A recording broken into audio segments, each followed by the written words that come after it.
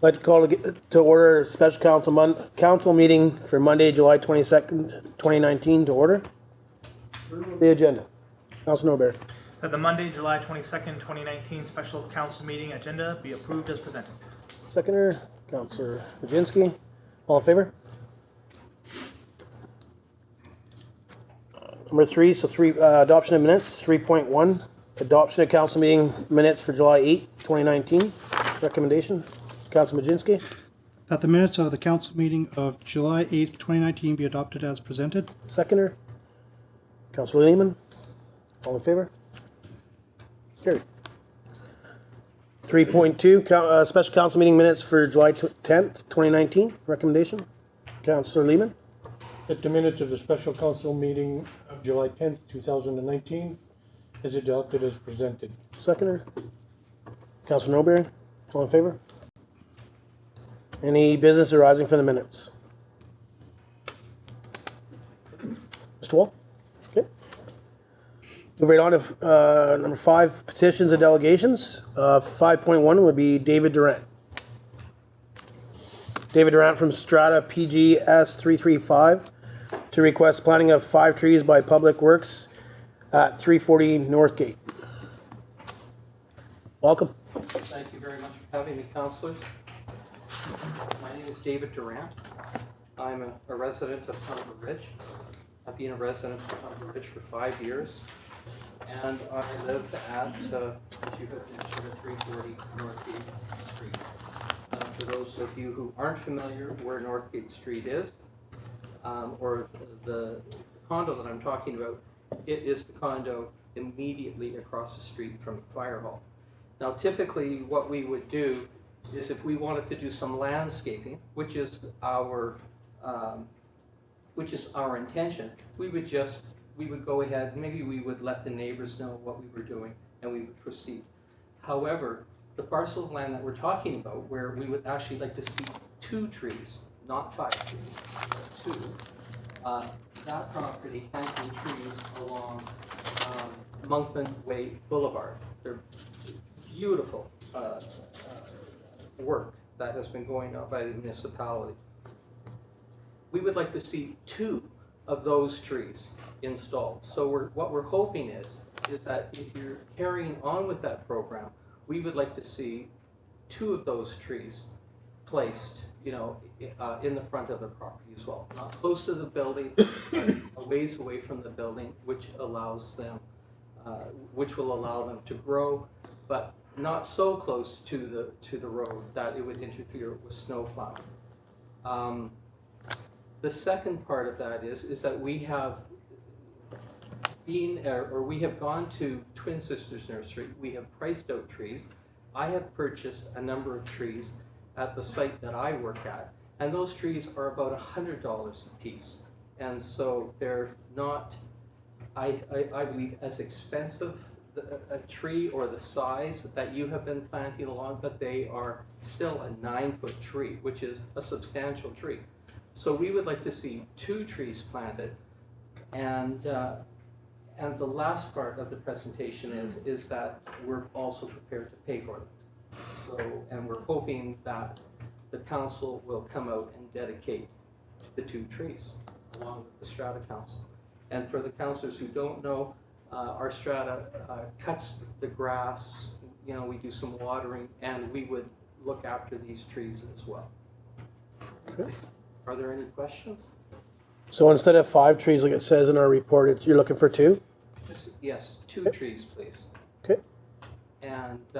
And again, we'd like to carry on with, with your program, of planting, the trees along the boulevards.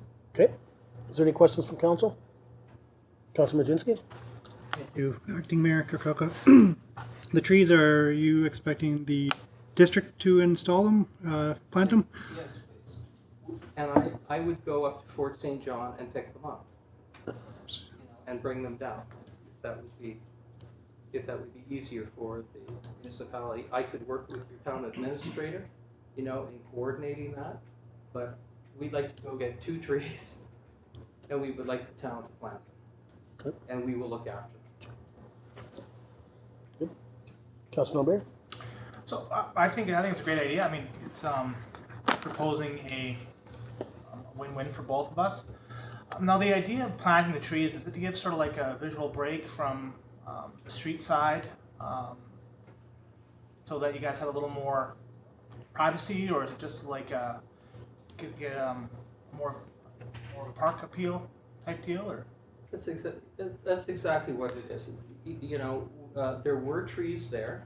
My understanding was that they were quite large. Maybe, and I've seen pictures of them. I attached a picture of the trees. It appears to me that these trees may be older than the development. I'm not sure, and but basically what we were thinking of is that this is, you know, the entrance into the town, and we would just like to carry on that program. So it's about town beautification. Any more questions from council? Okay. So I just have, I guess, just a quick comment. We won't make a decision tonight in front of delegation, but we'll get staff to bring back something that they can propose to do, whether it's them ordering trees or how staff will figure that out and bring it back before council. Yeah, that would be really great. And we're really hoping to keep the price of the trees down. Like, we know what you paid for the trees, and you know, and they're a beautiful tree that you've planted. But we're hoping to keep the price of those trees down. Yeah. Can I say one last thing there before I leave? A couple of weeks ago, we had an incident out at our site, out at Eagle Wind Farm, and it was quite a serious incident. A man had to rescue himself off the side of the road, and the fire chief and his crew came out, and they really, really helped us out. And if there was, you know, if you could somehow, you know, the next time the firemen are all getting together, if you could let them know that we really, really appreciated what they did. But what we thought was a minor incident turned out to be a pretty major incident, you know, so thank you to those guys. Absolutely. And the video speaks obviously to Mr. Curry, but if you can take that to your members, if you don't mind, you know, from the respect there. But we'll talk with staff and they can get back to you. And like I said, ordering trees and that, that's up to staff how they do it. Thank you. No problem. Thank you very much for your delegation. Thank you. All right, 5.2 is BC Housing.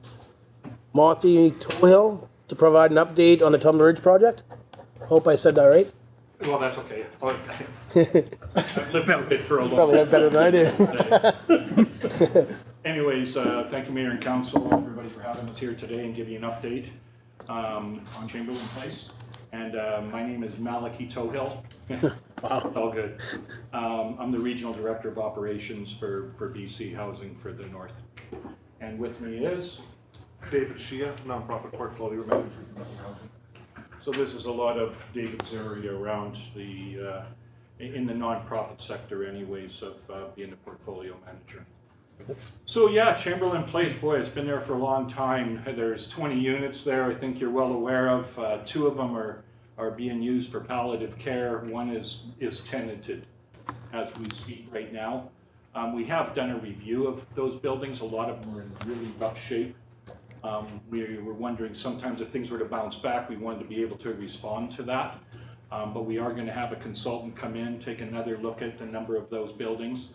A number of them will come down, don't know that number yet, but a number of them we want to keep some up also and redo them just in the anticipation that there ends up being a bigger need for family affordability in the community, that we're able to respond to that. Even with the lots being cleared off, if there was a bigger need, then we would address that also. There's a couple of programs that have come up, and this government certainly has been really proactive in regards to you know, housing options for different communities. So basically that's where we're at right now. We're going to have them reviewed. The ones that aren't just worth putting the money into will come down. We want to be able to, again, if in the future need more housing, that we have space there to do it. And for some of the ones that the current use, I think, is still a good use. Those 2 in palliative care have been there for a long time, and a couple of the tenants also. In this case, there's one left, but it's to fix up some of those to ensure that there's that affordability if need to be. Okay. That's pretty much it. Okay, just before I open up the questions, I just have a couple questions for you. So obviously some units are gonna be removed, you don't know the number yet. Right. Now you have one tenant that's there now. Is there a waiting list, or is there a reason there's only one tenant? Is other units unavailable to be rented? No, there isn't any family ones on there. There's some one bedrooms that people need one bedrooms. Okay. And if, say I had them remodeled and there was a need for that, then I would address it that way. We've had to do that in some cases, like a 2-bedroom, rent out a 2-bedroom because the needs in the community is only for one. In regards to the, our building right here, we've had one vacancy in there now for probably 4 or 5 years. We do have a couple on the list right now, and we're looking at housing that one empty unit over there too. So basically just hasn't been a call for it. We really seen a heavy call for it, and that was a degree we would be responding to meet that need for the community. So I watch on that closely. So yeah. So when will you know the amount of units that are being possibly Well, removed? once we get that final consultant's report done, we're in the midst of being proactive about doing that soon. So, do I want to say a month? I don't want to say that. Well, I can only say that we're actively pursuing that. We've already had a look at them ourselves. We want to get a consultant in there and really get a good look at what this is going to take. Okay. So you have about 18 units, because 2 are for palliative care. That's correct. So you have 18 units with 1 being rented. That's correct. And if you were to take down, obviously we don't know the number, but how fast can you respond if the need arises to have them built? Well, in one case, like I said, we're probably going to keep some of the ones that aren't too bad. We want to keep them and get them remodeled up so that we're ready to respond to a need for them. Questions by council? Council Noberry? So I like what you're saying in responding to the needs of the community. I think that's our it's always in the forefront of our minds. Now, currently you're saying there's only one available unit.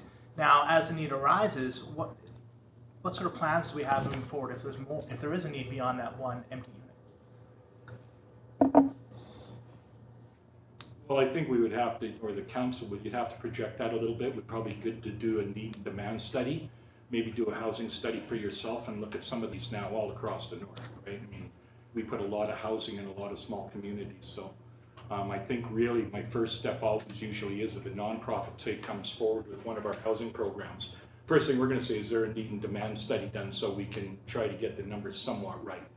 When I see maybe 1 bedrooms on there, do we maybe need more 1 bedrooms? Not seniors housing, but low income individuals or workers, then that's something that we would look at. But we would really take a lot of direction on what is that need and demand that's coming from the community and how do we address that? Because that's one of the first things we would ask for. Council Noberry? Good. Council Lehman? Thank you. I'm just wondering if and when you do rebuild, are you gonna build them the same as what's there, or would you look at putting in modulars if that was allowed to speed up the process? Yeah, modules can be quite a bit faster, there's no doubt about that. We'd look at our options at the time, right? And you're right, it's what does council want to and what's the best for the community? Can we get what we need there based on modules, or do we need to stick build, right? But Yeah. You're right, I mean, with the modules, you could do something a lot faster and quicker, no doubt about that. I've seen that in recently, all the way from Prince Rupert, Terrace, Smithers, we've done them all in all these communities, a number of them, right? So, yeah. Pretty adept at getting our housing up. Yeah. Okay. Good. Thank you. So I just got one more for you, and I think I hear some of it around town, and maybe this kind of solves that. Is it well advertised that there's units available down there? And if not, how is that info given to the public, to our residents that are maybe in town, especially with a downturn that we just had recently? People were looking for housing, maybe they were losing their house and needed to go somewhere. So I'm just curious. Like me personally, I'm not sure about the rest of council or even staff. I haven't seen anything around this community that advertise that we have them available. Yeah, and there might, I guess maybe we have to look at that, right? And see if lots of times we do run ads in newspapers and stuff like that, or local media. Have we done that recently here? I'd want to double check with my staff on that in all honesty, right, before I would comment on that. I can only surmise what that might be, and because there's hardly anybody on the waiting list, or none. Yeah. In some cases, what we do is we advertise and see what uptake there is on that. We have maybe done that in the past and there wasn't uptake. So maybe we have to relook at that. What I'm hearing you say is that there's maybe some people out there that need it, so maybe we do run an ad and it gives us some insight or intel into that. Yeah, and again, that's one of my concerns. I mean, when you talk about taking some buildings down, Right. and all of a sudden you see the influx of people that are actually already within our community that didn't know that was available, where they could, they're not trying to find money to pay rent or their power bill or feed their children. Right. So how many one bedrooms do you have down at that location? I think they're mostly 2 and 3 bedrooms, to be honest with you. Okay. That was my next question. Yeah, so, but on that, I think the other opportunity is, and I've had an opportunity to come back to go over all our programs, right? That we also have the rental assist program, and that's for low-income working families, right? A way that they can get subsidy to help them with their rent now. It's another way of creating that affordability. So that might be an option, right? Yeah. And I think you're right. I think, a lot of times in smaller communities, do we get that message out so that people know that? Because lots of times they don't check. Right? A whole pile of people knows, a whole pile of people don't, which I get surprised about because I'm kind of in the middle of it all the time. And it's the same with the seniors housing. We have the SAFER program, which again provides a subsidy to seniors that living in the private market and need some support for their rent. So. See, and I think that's great. I know some of the programs you offer working with BC Ambulance, and we're kind of over there with some of the people, but I think, advising our residents there's some availability there, whether it's down at that location or some rents help there. I mean, maybe there is no need, but I believe there is a need in some areas. Well, yeah, what I would say to that is that, if you're telling me that, I'm going to take it that there is a need, and, can we provide it with the housing that's there or any new housing that we put up, or is there the opportunity for the RAP and they kind of stay where they are? So at the end of the day, and I wrote it down here, I think we will try to do some advertising and see what kind of uptake we get on that. Okay, and I got one more for you. Sorry, Councilor. So do you have anybody? I mean, I don't want. Is there anybody using the rent program that you guys have to help with their rent within our community? I didn't check that data, but if you wanted me to get back with you with that, I'd have no problem.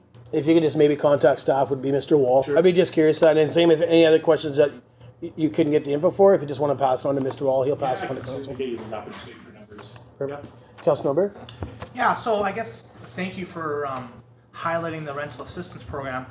I've had to help people with their BC housing application to get into the low income housing. Right. So obviously I'm not familiar as I should be with the programs that you're offering, but that is sort of what I was kind of curious about, if there was some sort of alternate assistance that's available, and I'm definitely going to be able to take that and bring that to some people. And I believe Councillor Kukalka is correct as well in that if the awareness is, if we can raise awareness, I believe there are definitely people in our community that would take advantage of these great programs. Mm-hmm. Yeah, so I'll definitely want to get that out. It's there to help. So, I mean, in one community, I remember, say it's Kitimat a few years back, it was the same type of thing, and it was the seniors actually know about it. So we brought a couple of people up from Vancouver, trained a couple of people in Kitimat, and then I had a SAFER day, right, at the college, just so that if you want to come down between these hours, and let's just see where you're at, and if you qualify, and if you do, great, let's get on it. It's there for that. So yeah, I want to, you want to use the word market that or advertise for that to get it out there. So. Yeah, and I think that's great. I just think it's great to have it out there, just so people are aware, especially our residents. Oh yeah, absolutely, right. I think there's a lot of pressure that gets put on a lot of communities, depending what economic development is happening at all different times. It can go up, it can go down, and it's how do you meet those needs during that time. So yeah, I think we're always looking at it, but probably the one thing I'll want to really state is if that there's a way, even if we work together with staff around getting a need and demand study done, whether that be affordability or for market, and what does that future look like, it helps determine. Not only that, I work closely with Northern Health. What pressures are there on there from say residential care or assisted living within inside the community, and is there something we need to partner up there with too? So there's numerous different avenues to address different. Well, and I'm assuming that's probably who you deal with Northern Health.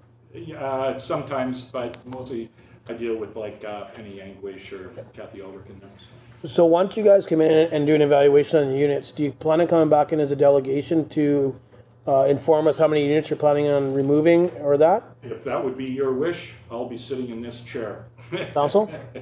Is that something you want to know before it happens, or have him just direct it to staff? What's your guys' thoughts? If he sends an email, I guess. Councillor Majinski? Yeah, I think it'd be a good idea if it goes to staff. You with that? Okay. So I guess if you can just let our staff know once you're done there, and Mr. Wall will be able to fill us back in and what you guys have found. Okay. What your thoughts are? Yeah, we can even mark out which ones they are. And we can tell you what we're planning on doing with it too. It's not, we want to make sure that we leave it in a nice state to whatever does come down to that about that. And what way do we set up the units that are there from an operational perspective? Okay, sounds good. Is there any more questions from council? Awesome. Well, again, thank you very much for coming in and giving us an update. I mean, there was some rumor in regards to removing some of those units. So, I mean, at one point I heard all. So I'm glad to hear that we're actually going to look at renovating some of them. So It's gone from all, it's gone from renovating some, it's gone all around, right? Because we're just trying to look at the community. But for me, being the regional director, I'm usually one at the end of the day that gets to make that call. I'm saying, no, we need to leave the ones that are there, fix up some of the ones that aren't in that bad a shape when you think about cost effectiveness, right? But the other ones that come down that just aren't worth it, then let's get them down and let's make sure that we have a piece of land that is serviced already, and that if we need to respond to other future housing pressures, we have the opportunity to do it, right? So. and you'd have the budget to do that? Well, currently, right now, there's a couple of programs that are out by the government, so we would be Okay. taking a look at those options. Okay. And then same with like getting the information out to our residents and that for what's available and what programs are in. You can always contact Mr. Wall too, and I'm pretty sure he can assist on some of that flow. I'm not saying Mr. Wall would advertise for you, but he can probably. Success of the program. I agree. But thanks for having us today. Thank you guys very much for coming in. Thank you. We appreciate it.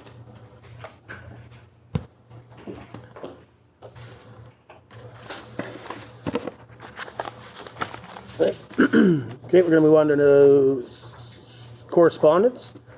6.1, City of Port Moody requesting support. Correspondence dated June 27th, 2019 from the City of Port Moody requesting support for property assessed clean energy enabling legislation for BC. Recommendation. Councillor Lehman. For information. Correspondence dated June 28, 2019 from the City of Richmond requesting support for a resolution submitted to the 2019 UBCM convention. Recommendation. Councillor Norbert. For information. Seconder. Councillor Majinski. All in favor? Carried. 6.3 DGS Astro Paving Charity Golf Tournament Invitation. Invitation from DGS Astro Paving to their 15th Annual Invitation Charity Golf Tournament taking place August 16th, 2019. Recommendation. Councillor Lehman. For information. Seconder. Councillor Norberry. All in favor? Carried. 6.4 Maureen Larson. Safety concerns on Spieker Ave. Email correspondence dated May 30th, 2019 from a resident, Maureen Larson, expressing safety concerns on Spieker Avenue. Recommendation. Councillor Norbert. I'd like to bring this up for discussion. Seconder. Councillor Majinski. All in favor? Councillor Norbert. So I'll start off by, I think we, in our last survey, it highlighted that we have a lot of young families in Tumbler Ridge. We also have a lot of signs, and like I know the area that they're talking about. I know the family. I know the children she's talking about, and not 100 feet from, well, maybe 200 feet away from their house, there is a 30-kilometer-an-hour zone. So I'm not too sure what a sign would do, but I think this does speak to one of the issues that we have around town. It's that people, either by getting more engagement with our RCMP, by getting some speed signs. Yeah, I think that's what we should be potentially looking at. How can we get people to slow down on residential streets? Yeah. So, okay, go ahead, Councillor Majinski. Thank you, Acting Mayor Kokoka.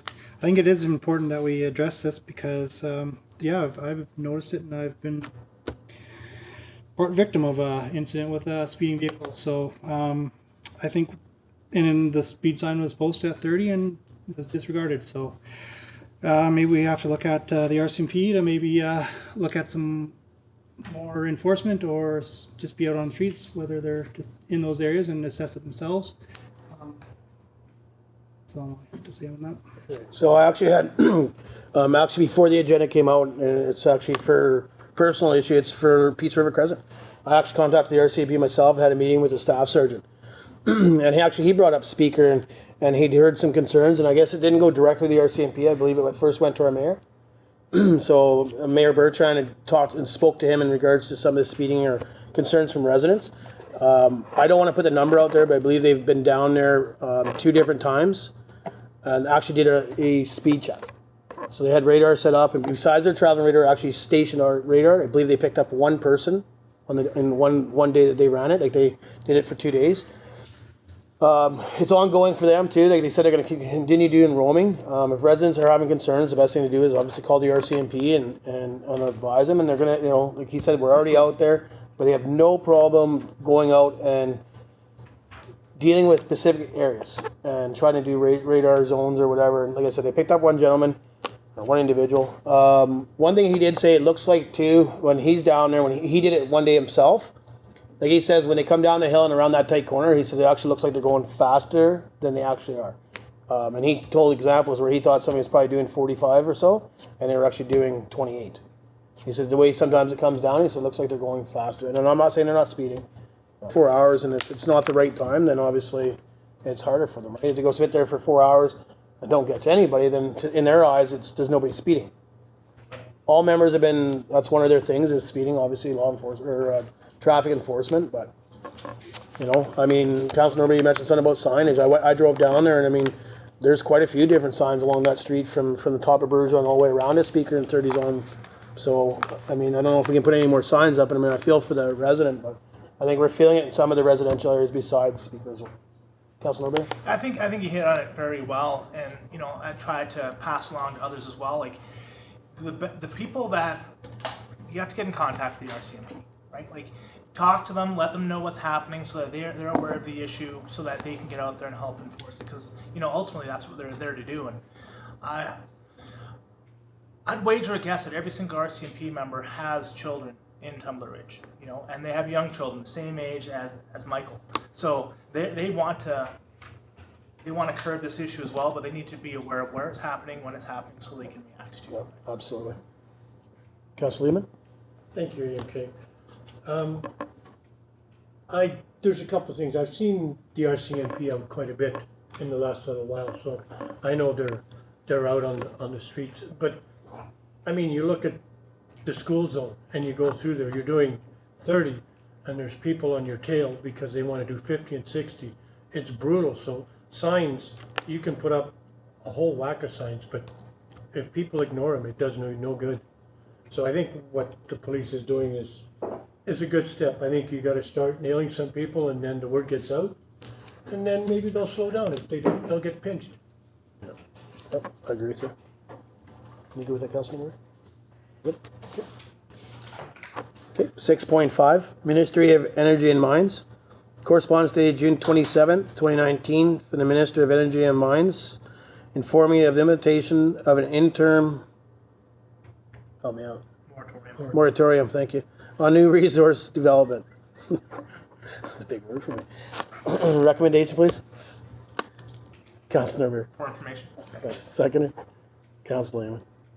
All in favor? Carried. 6.6, Town of Ladysmith. Correspondence dated June 27th, 2019, from the Town of Ladysmith regarding endorsement of the City of Victoria's request for provincial support for libraries. Recommendation, please. Councilor For Bear? information. Seconder? Councilor Lehman? All in favor? Carried. City of Prince George. Correspondence dated July 2nd, 2019, from the City of Prince George requesting consideration of a resolution at the 2019 UBCM convention. Recommendation? Councilor Lehman? For information. Seconder? Councilor Norbear? All in favor? Ministry of Children and Family Development. Correspondence dated July 15th, 2019 from the Ministry of Children and Family Development regarding an update to the Childcare BC New Spaces Fund. Recommendation? Councilor Norberg? For information. Seconder? Councilor Merginski?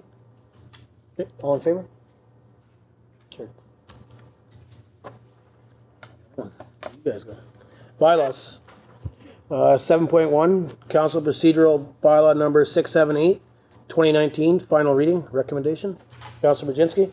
The council adopts the council procedure bylaw number 678, 2019. Seconder? Councilor Norberg? Discussion. Okay, no discussion, all in favor? Carried. Sorry, just gonna get caught up here. I like to follow along and I'm a few sheets behind you guys. So that was a good read over there. 7.2, zoning amendment bylaw number 679, 2019. First two readings of the zoning amendment bylaw number 679, 2019. Recommendation, please. Councilor Norberg? That the District of Tumbler Ridge zoning amendment bylaw number 679, 2019 be read for a first time. Seconder. Councilor Merginski? Discussion? All in favor? Opposed? Carried. Second recommendation? Councilor Lehman? What? Spin it. I'll read No, it. I didn't. I'll read it. That the District of Tumbler Ridge zoning amendment bylaw number 679, 2019 be read for a second time. Second. Councilor Norberg? Any discussion? All in favor? Carried. Okay, new business. 8.1, encroachment onto district property, 104 Valleyview Crescent. Report dated July 22nd, 2019 from the Director of Protective Service requesting council's consideration of options for the district's property and encroachment issues as presented in this report. Recommendation, please.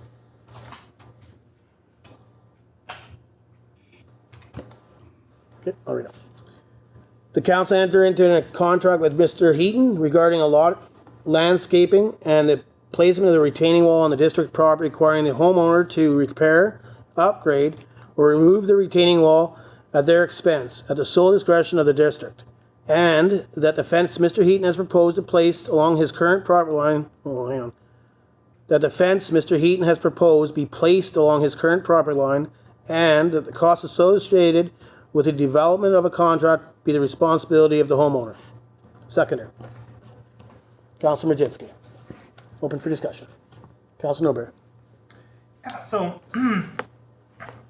I did have a few questions about this, and I tried to get as much information as I possibly could, and this recommendation allows for Mr. Heaton to keep his retaining wall, but we're asking him to move his fence back to the his property line. Is that correct? Yeah. And with that, I think that's the proper way of doing it. I understand his rationale behind removing the trees. They're potentially damaging his foundation. And adding that retaining wall would help move the water away. But that being said, I think that looking at his property line, we want to keep a straight. We want to maintain the fence at the same level and not to encroach on our green space, as the green space is important. And I wish that we didn't have to move it back, but at the same on the other side of that coin, you could see where that other fence was, and we made a decision to move it out. Yeah, so. Any more discussion? Sorry, Councilor. Any more discussion? Councilor Merginski? Thank you, Acting Mayor Coca. I like this recommendation just because based on our current bylaws, and we're not adjusting anything, changing anything, looking to do a rezoning or more public hearings or consultations, not purchasing more land, amalgamating. There's no surveys to be done, so I think if we were to do that with more property owners, we'd be opening up a whole nother can of worms. So I think we stick to what our bylaws are and continue on like that. So, Councilor Lehman? Thank you, Acting Mayor Coca. It says here, or remove the retaining wall at their expense. Is the retaining wall going to stay, and he's just going to move the fence back? Is that the idea? So on that, so there's a couple things there. I guess he can remove it now if he wants. We're saying he, in my understanding, reading the staff report, the retaining wall can stay. And then 5 years from now, if something happens that we want it removed, it would be removed at his expense for the district side. Yeah, I just think, yeah, this is, I think, the most logical resolution to this. I think instead of trying to start leasing land, that becomes a long process. So I think this is probably the best idea. Okay, any more discussion? I just want to, mention a couple things from staff side. I mean, thanks for the great report. There's a lot of information there. I mean, I'm not sure who had a chance to read it, but, through Mr. Waldo's staff, I mean, they've been over there numerous times to, whether it was to stop, ask them to stop and come and see bylaw or whatever, like, it was pretty in-depth there. And I know actually our local fire department had to show up because they were burning trees in the backyard. So, I want to thank staff for providing all the information in their report. It sure makes it easier to read, and it's there for all of our residents to read. And I like the idea that, we're not asking him to remove the retaining wall and put it all back and plant trees. Leave that there. All you have to do is move your fence in line with your pins. So I think it's great by what staff's recommended. So, Councilor Barry? I'd like to highlight, again, with the staff in the report, and if anybody has any concerns, I hope they go to our agenda and take a look. In that the process of extending lands and going through rezoning, it's not just a quick 5-minute operation to extend someone's parcel of land 5 feet, 10 feet, whatever. I mean, we're talking multiple departments in our organization. I'm sorry, I'm trying to bring it up really quick, but there is a section highlighted. There's multiple, I think it was six to 10 steps that we need to go through just to do one parcel of land, and I think when you look at that, I don't think it's realistic to ask our staff to take their attention away from the community as a whole to focus on one individual, because then we're taking away from the good of the entire community. I agree with you. Any more discussion? Okay. All in favor of the motion or the recommendation on the floor? Opposed? Carried. Thank you. 8.2, block user allocation principles arena 4 policy. Report dated July 22nd, 2019, from Acting Director of the Community Service and Facilities requesting approval of the arena 4 policy. Recommendation, please. Councilor Norbert. The council approves the block user allocation principles, arena 4 policy as presented. Seconder, Councilor Lehman. Open for discussion. Councilor Norbert. Yeah, so I think this is a great way to for the and your worship, you're more involved with minor hockey and figure skating than I am, but it seems to me through this report that the users they pay their yearly due, and then they can use the ice. They can access the ice whenever they put in time for. I think it's a great usage of our ice, and it gives more opportunities for our clubs to use the ice without additional cost.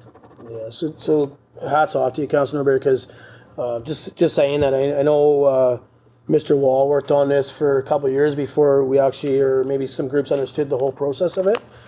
In-depth meetings with him and everything else, trying to go, thinking that there's no way there was going to be something that staff would bring to council to open up something that they could use for.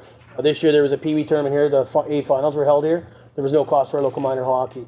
Extra practices, no cost to our local minor hockey. And it took a bit, I mean, no disrespect to the association itself, but it took a bit for them to understand that, they're going to get a bunch of free usage out of the ice, which it's costing us the same to maintain it if it's empty. So it was great. It was great done by staff. So, any more discussion on it? Okay. All in favor of the recommendation on the floor? Opposed? Carried. 8.3, unblocked ice usage. Report dated July 22nd, 2019, from Acting Director of Community Services and Facilities requesting consideration of the unused ice time. Recommendation, please. Councilor Lehman. That the unused ice time be made available to the general public when the community center is open, provided they have signed a waiver at the front desk and hold a valid arena facility pass. Seconder. Councilor Norbert. Open for discussion. Councilor Norbert. Again, I think this is this was something that was highlighted in our strategic planning. We wanted to get more ice usage. No, this goes back to the outdoor rink. Yeah, this goes back to the outdoor rink when we were talking about people want to get more time, and I think it's a great initiative that if the ice is empty, you have a faculty pass. You can get on the ice, and you recognize that no one's going to be there. It's at your own risk, and people can get used to the ice, because I think that's the key factor we should be thinking about. Let's get the most mileage out of our facilities, because they're already in there. Yeah, and I agree with you on that. And the reason I say the same thing, it costs the same amount to keep it frozen, whether there's children out there, adults out there, or if it's empty. So again, this is thanks to all the council, even the council that are away right now. This was brought up by council to have staff go out and do it. And then again, thanks to staff for producing the report and going through it and showing us percentages. I think it's great. I mean, I think it gives, and I apologize, I know it's in here, the gentleman's name that came forward to council asking for the outdoor rink. There was a huge expense, and this was another way of council having a look at opening up the rink that we already have, that we're already refrigerating, that we already staff, to see if this works. And I guess we'll tell this winter season and how many of the youth and adults go in and use it as long as they have the facility pass. And I know there was a question from a resident that read our agenda, and their concern was then what happens if I want to rent the ice just for my family for a birthday party. So I was in and talked to Mr. Wall today, and I mean, I'm not going to say that it's going to go down this way, because I don't know if staff's going to be like that. So, but my understanding is if we were all out there skating today, because we have a facility pass, nobody was using the ice, we went down there and skate, and all of a sudden somebody comes in to rent the ice for a birthday party last minute, staff would come and ask us to leave the ice, that they now have a person that's rented the ice. So it's still open up for anybody to rent it for themselves or for their family, and if anybody's using it at the time, they would just ask to come off the ice. So I think it's a no-brainer there. Councilor Majinski. Thank you, Acting Mayor Cook. We have to realize how fortunate we are to have this in our community. We're open from 6 a.m. to 11 p.m. So the ice is free a lot of the time. It's only booked 4% of the time. So even with this year, we're going to have it open almost 2 months longer of ice time. I bet you that 4% will get jumped up quite a bit more, and I'm hoping to see that big time, even with the extra 2 months of ice time in there. I'll be kind of interested to see the statistics on that next year. Any more discussion?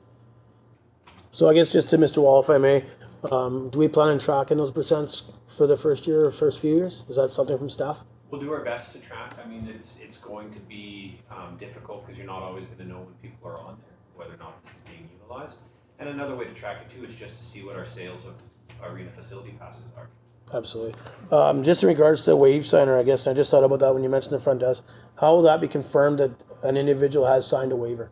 So we'll just have signs on the entrances to the arena saying that you're not allowed on here if you haven't signed a waiver, and we'll try and make sure we enforce that. So every once in a while, especially in the beginning of the program, we'll have to go down and check and make sure people have signed waivers, and that's how we enforce it. Perfect. Thank you, Mr. Wall. Councilor Norbert. So I can speak a little bit to that, and I know that when you get a weight room facility pass, you have paperwork handed to you that you need to fill out before you can even use it. It's a park type thing, so Okay.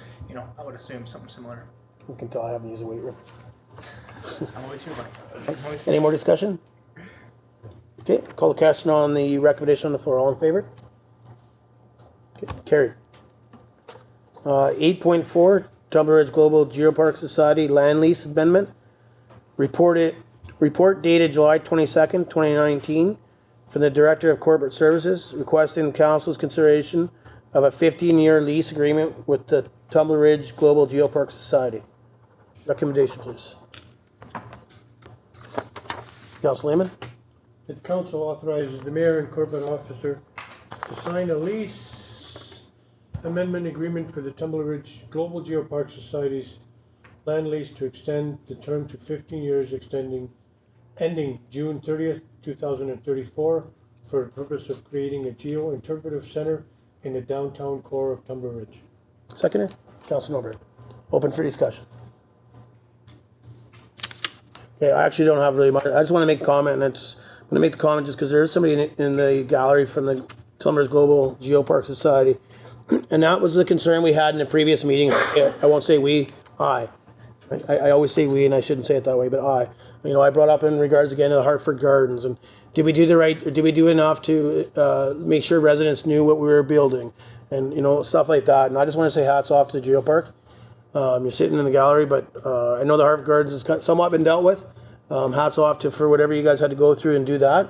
My understanding is, or my opinion is, you can only try so hard before you just got to do it, and I think that's what you guys did. And hats off to you, and as well as extending the open house part of it. So good on you guys. Councilor Norbury? Yeah, I'll agree with you. And GeoPark did an excellent job of recognizing there were some people that had concerns, and they did absolutely everything they could. I double checked. I mean, they've been in the newspaper. They're up around all the paper billboards around town, and Mr. Drever is out there listening to people's concerns and complaints, and still willing to listen. So I agree. Any more discussion? Okay, call a question on the recommendation on the floor. All in favor? Opposed? Carried. 8.5 Southgate Sidewalk Capital Project. Report dated July 22nd, 2019 from the Director of Operations and Infrastructure to provide information regarding the Southgate Sidewalk Capital Project. Recommendation, please. Councilor Norbury? I'd like to bring this one up for discussion. Okay. Seconder? Councilor Majinski? All in favor? Carried. Councilor Norbury? So I'll go over it briefly, and I know that we could just move this along if we ask for information, but I think it is important to highlight. I am against the new proposed budgeted amount because it is $75,000 over what was originally presented at $110,000. Now it's ballooning up to $180,000 for a one-block section of sidewalk that we already have on the other side of the street. I know I'm sure we all walk around town. We have a lot of walking residents. We try and promote a healthy walking community, but I think for that, Sidewalk there. aren't we? There's no.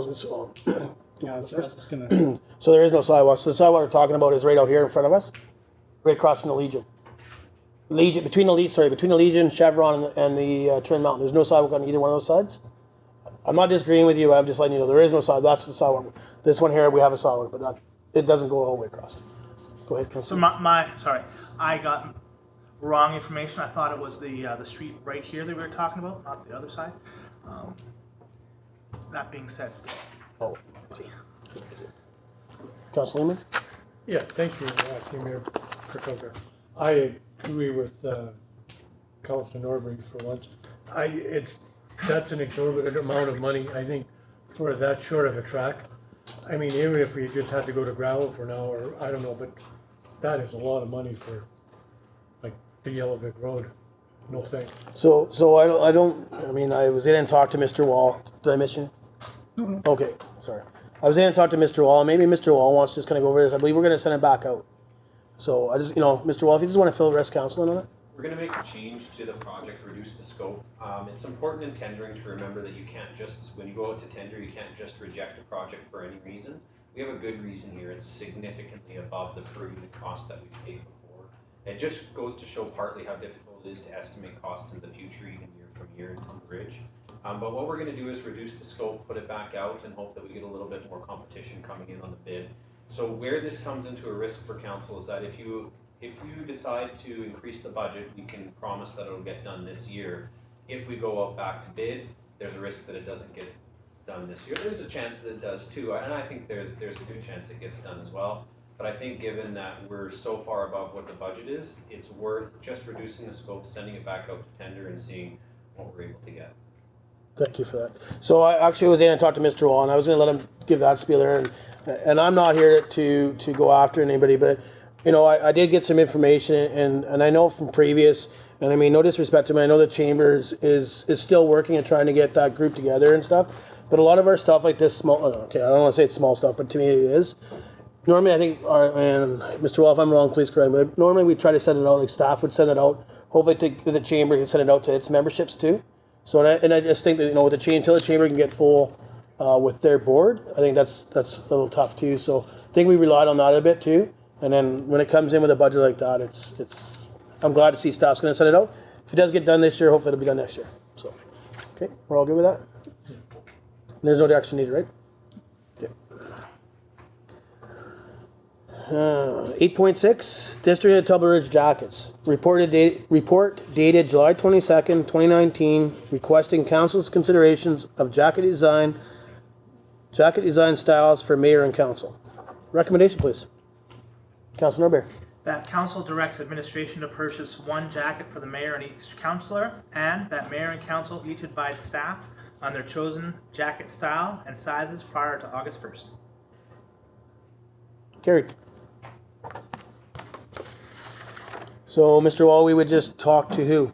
Send an email to myself or to Roxanne, and we'll take it from there. Okay, so I would just suggest council directs all emails to Mr. Wall. And somebody will advise the few that are missing right now? Okay. Thank you.